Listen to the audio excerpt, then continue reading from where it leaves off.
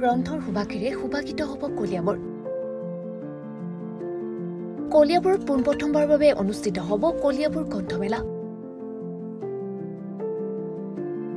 প্ৰজন্মৰ উদ্যোগত কলিয়াবৰবাসীৰ সহযোগত 11 ফেব্ৰুৱাৰীৰ পৰা 16 ফেব্ৰুৱাৰীলৈ অনুষ্ঠিত হ'বলগীয়া গ্ৰন্থমেলাৰ আজি লাইখুটা স্থাপন কৰে কৌৰিটোল গান্ধী খেলপথাৰত। কলিয়াবৰ শাখা সাহিত্য সভাৰ প্ৰাক্তন সভাপতি তথা গ্ৰন্থমেলা সমিতিৰ সভাপতি নবীন বৰঠাকুৰে বন্তি প্ৰজ্বলনেৰে ৰাইজৰ হৰিধ্বনিৰ মাজত লাইখুটা স্থাপন কৰে।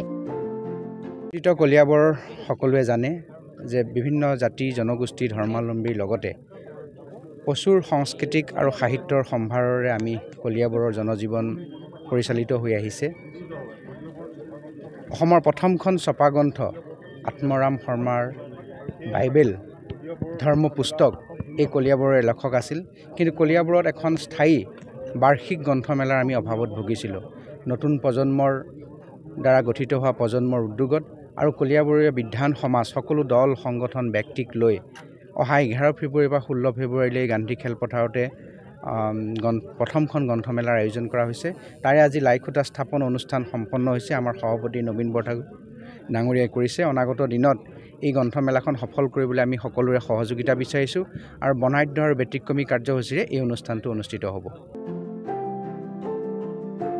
সকলোৰে আশা কলিয়াবৰত সৰ্বাংগ সুন্দৰ এখন গ্ৰন্থমেলা অনুষ্ঠিত হ'ব।